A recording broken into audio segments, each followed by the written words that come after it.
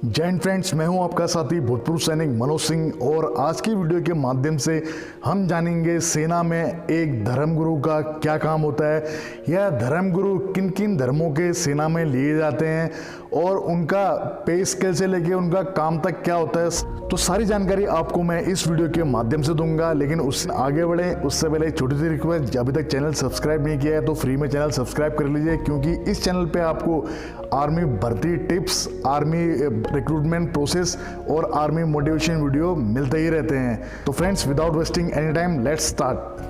साथियों, आपको बताना चाहूँगा सेना में धर्मगुरु बहुत ही सम्मानित रैंक है। यह एक ऐसा रैंक है, कह सकते हैं कि आप कि एक यूनिट या एक बटालियन का बॉस होता है सीओ यानी कि कमांडिंग ऑफिसर, लेकिन एक बटालियन में सिर्फ एक धर्मगुरु होते हैं। और धर्मगुरु मतलब आप समझ लीजिए कि जिनको हम गुरु का सम्मान देते हैं, यानी कि वो हमारे धर्मगुरु हैं। इसमें हिंदू की बात करें तो पंडित जी, और अगर मुस्लिम्स की बात करें तो मौलवी साहब, और अगर बाबा जी की बात करें तो ज्ञानी जी, और उसी प्रकार अगर हम अपने क्रिश्चियन भाइयों की बात करें तो बिशप या पादरी, और उसी प्रकार अगर हम बौद्ध धर्म की बात करें तो बौद्ध मंक्स।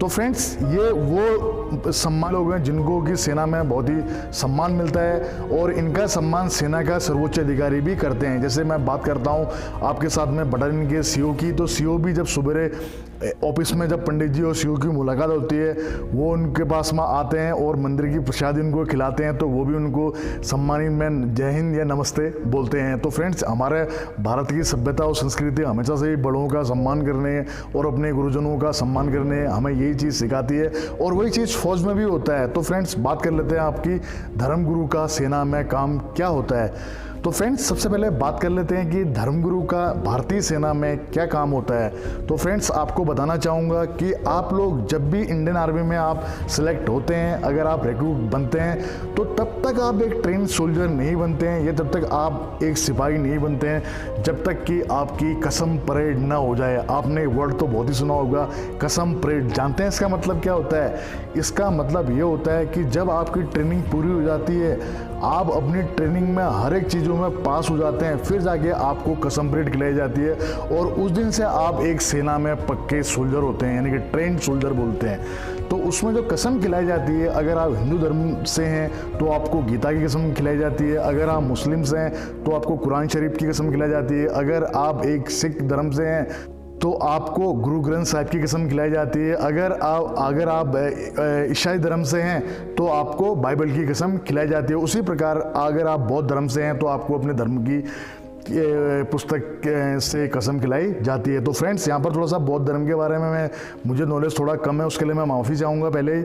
लेकिन जो भी वो कहने का भावार्थ यही है कि हर धर्म की अपनी एक जो धार्मिक पुस्तक होती है जिसको कि उस धर्म में सर्वोच्च स्थान मिलता है, उसकी कसम खिलाई जाती है।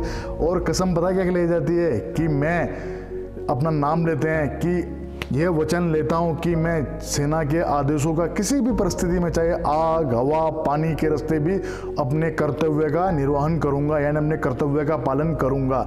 और एक कसम पूरी होने के बाद में फिर उसकी कसम परेड ड्रिल होती है। आपने देखा होगा पूरी एक ड्रिल होती है, कितनी ज़बरदस्त होती है, लेकिन मेन उस कसम परेड का अट्रैक्शन होता है कसम खाना, यानी कि आप अपने देश की रक्षा के लिए, आप अपने कर्तव्यों के लिए कसम खाते हो। तो वो आपको जो कसम खिलाते हैं, हिंदुओं को पंडित जी खिलाते हैं और मुस्लिम भाइयों को उनके मौलाना साहब खिलाते हैं, और उसी प्रकार हमारे सिख भाइयों को हमारे ज्ञानी जी खिलाते हैं, और उसी प्रकार आपके अगर आप क्रिश्चियन धर्म से हैं तो आपके पादरी साहब खिलाते हैं, और उसी प्रकार अगर आप बौद्ध मंक से हैं तो आपको बौद्ध मंक साहब आपको ये कसम परेड की प्रक्रिया को पूरा कराते हैं। और फ्रेंड्स, आपको बता देता हूँ कि धर्मगुरु को हमारी जो भारतीय सेना में इनको RTJCOs कहते हैं, यानी कि religious teachers junior commission officers.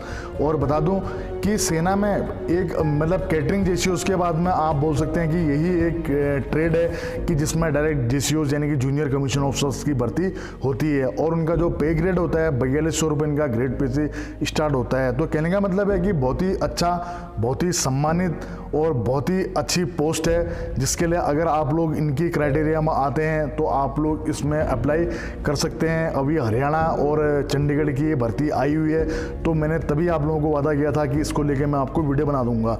तो आप लोगों को ये तो पता चल गया होगा कि धर्मगुरु का काम क्या होता है, और धर्मगुरु का मेन काम क्या होता है। सवेरे के टाइम पे जैसे जैसे अपने धर्म में होता है, जैसे हमारे धर्म में सवेरे उठते ही आरती पूजा पाठ होती है, उसी प्रकार सेना में जो धर्मगुरु होते हैं, सेना का एक मंदिर होता है जहाँ पर वो अपना पूजा अर्चना जो काम होता है डेली रूटीन प्रक्रिया वो करते हैं। उसके बाद 9 बजे ऑफिस टाइम पे आके सबको प्रसाद बांटते हैं। या जैसे हमारे कोई त्यौहार होते हैं हिंदू धर्म के, तो उन त्योहारों में यूनिट का यज्ञ जो चीज़ें होती है धार्मिक कर्मकांड वो सारे किए जाते हैं। उसी प्रकार अलग अलग धर्मों के जो भी धार्मिक गुरु होते हैं उनकी वजह से मुस्लिम भाइयों का ईद हो गया, तो और उसी प्रकार जैसे अपने हम लोग क्रिसमस मनाते हैं अपने क्रिश्चियन भाइयों का, और उसी प्रकार बौद्ध धर्म के जो हर कहने का मतलब ये है कि हर धर्म के जो भी वार त्यौहार होते हैं तो उनमें जो जो क्रियाएं होती है वो उनके धर्मगुरु के द्वारा पूरी कराई जाती हैं। और फ्रेंड्स यही नहीं, अगर आप लोग आर्मी में अपनी यूनिट के साथ में परिवार के साथ में रहते हो, किसी के बच्चे होते हैं, तो नामकरण से लेके सारी प्रक्रिया में आपके धार्मिक गुरु भाग लेते हैं। और वो पूरा जो एक पंडित जी आप लोगों के घर में आप लोग काम करते हो, वही आर्मी में आप लोगों को वही माहौल और वही धर्मगुरु आपके वो चीज़ों को पूरा करते हैं। तो फ्रेंड्स ये तो थी धर्मगुरु से रिलेटेड जानकारी।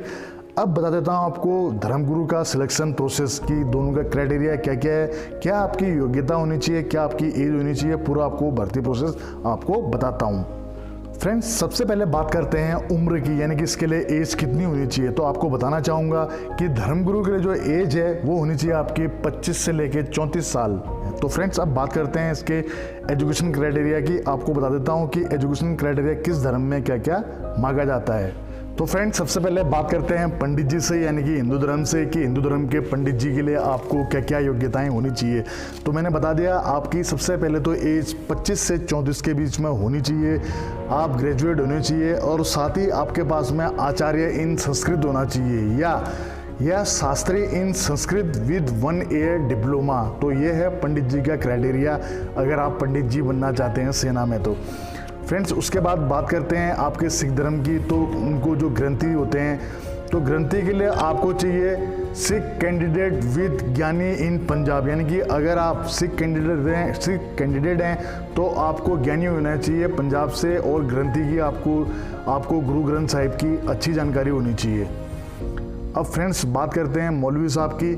ये होना चाहिए आपके मुस्लिम कैंडिडेट विद मौलवी अलीम इन अरेबिक, या आपको अबीद अलीम इन उर्दू। तो ये आपकी शैक्षणिक योग्यताएं हैं। उसी प्रकार अगर आप पादरी हैं, यानी कि आप बिशप हैं, तो आपकी जो बिशप सोसाइटी होती है, आपने देखा होगा कि हर चर्च में जो पादरी होते हैं जिनको आप फादर बोलते हैं, उन लोगों की एक बिशप सोसाइटी होती है, जिनमें कि उस सोसाइटी में उनका नाम संलग्न या रजिस्ट्रेशन होना चाहिए, तो ही वो पादरी के लिए अप्लाई कर सकते हैं। फिफ्थ हैं आपके बौद्ध मंक, जिनको कि महायान की जानकारी होनी चाहिए। और फ्रेंड्स इन लोगों को अपने जो रिलीजियस के बारे में, अपने धार्मिक चीज़ों के बारे में इनको सारा अनुभव और इनको सारी चीज़ें पता होनी चाहिए।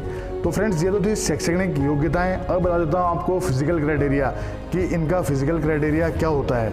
तो फिजिकल क्राइटेरिया में बात करते हैं सबसे पहले हाइट की। तो हाइट होनी चाहिए आपकी 160 सेंटीमीटर। अगर आप लद्दाखीज हैं या नेपालीज हैं, गुरखाज हैं, तो आपको हाइट चाहिए 157 सेंटीमीटर। साथ ही आपकी चेस्ट होनी चाहिए 77 और वेट होना चाहिए आपका 50 kg। अगर आप गुरखाज, नेपालीज, लद्दाखी हैं तो आपका वेट 48 kg।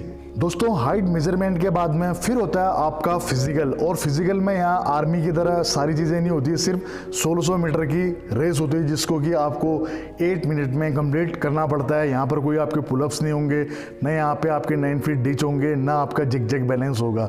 सिर्फ आपको 1600 मीटर आपको दौड़ना पड़ेगा, जिसके लिए कि आपको 8 मिनट का टाइम दिया जाता है। तो फ्रेंड्स जब आप फिजिकल पार कर लेते हैं तो जो नेक्स्ट स्टेज आती है वो आती है आपके मेडिकल की। फ्रेंड्स मेडिकल आपको पता है सेना में हमेशा से ही मेडिकल मस्ट इम्पॉर्टेंट होता है, जिसमें कि आपकी फिजिकल और मेंटली हेल्थ अच्छी होनी चाहिए, आप शारीरिक रूप से फिट होने चाहिए। जब आपका मेडिकल क्लियर हो जाता है उसके बाद में थर्ड फेज होता है आपका रिटन एग्ज़ाम का। और रिटन एग्ज़ाम यहाँ 2 पार्ट में होता है। पहला पार्ट होता है आपका जनरल अवेयरनेस का, जो कि आपका 100 क्वेश्चन का होता है, और जिसमें आपके क्वेश्चन आते हैं 50, और प्रत्येक क्वेश्चन के लिए आपको मिलते हैं 2 नंबर। और इसमें नेगेटिव मार्किंग भी होती है, जिसका रेशियो है 0.25, यानी कि 1/4। और हमेशा ही बोलता हूँ कि आप लोग नेगेटिव मार्किंग के जाल में न फंसें। और सेकंड पार्ट जो आता है वो आता है आपके सब्जेक्ट का, यानी कि अगर आप पंडित जी के लिए अप्लाई कर रहे हैं तो आपके संस्कृत से जो चीज़ें हैं, जो आपके शास्त्री से हैं, जो चीज़ मतलब आपके सब्जेक्ट से हैं, मेन सब्जेक्ट का ही रहता है। उसी प्रकार जो सेकंड पार्ट, चाहे वो मौलवी साहब का हो, चाहे वो ग्रंथी साहब का हो, चाहे वो पादरी साहब का हो, चाहे वो बौद्ध मंक साहब का हो, वो अपने धार्मिक चीज़ों से ही आता है। फ्रेंड्स, बात करते हैं यहाँ फाइनल मेरिट की। तो जो फाइनल मेरिट बनती है वो आपकी आती है सेकंड पेपर की, यानी कि जो आपका धार्मिक पेपर है उसकी प्लस आपके इंटरव्यू की, दोनों को मिला के जो आपकी वो बनती है आपकी फाइनल मेरिट। तो जब रिटर्न के बाद में आपका इंटरव्यू होता है तो इंटरव्यू प्लस आपका जो पेपर 2 है, यानी कि जो आपके मेन सब्जेक्ट है, यानी कि पंडित जी का, जो अपना शास्त्री जी का और ग्रंथी साहब का अपने धर्म, मतलब जो आपके धर्म से रिलेटेड मेन पार्ट है उसमें से क्वेश्चन आते हैं और इन दोनों को मिला के फाइनल मेरिट बनती है। तो कहने का मतलब ये है कि सेकंड पार्ट और इंटरव्यू दोनों से मिलकर आपकी फाइनल मेरिट तैयार होती है। तो फ्रेंड्स, ये थी जानकारी धर्मगुरु की, तो ये मैंने आपको दे दी है। और पे स्केल में मैंने आपको बता दिया है 4200 रुपये अगर ग्रेड पे है तो आप लोग समझ सकते हैं कि मिनिमम 50,000 के आसपास इन लोगों का सैलरी पैकेज रहता है। और उससे बढ़कर रहता है इनका सम्मान, बहुत ही सम्मानित रैंक है। हर एक रैंक इनकी बहुत इज्जत करता है, रिस्पेक्ट करता है। जिस प्रकार हमने घर में बड़े बुजुर्गों की इज्जत करते हैं, उसी प्रकार सभी धर्मों के लोग अपने अपने धर्म के जो धर्मगुरु होते हैं उनकी रिस्पेक्ट करते हैं। तो वीडियो अच्छा लगा हो तो लाइक, शेयर, कमेंट जरूर करें और अपना प्यार इसी प्रकार दें। जय हिंद, जय भारत, वंदे मातरम, भारत माता की जय।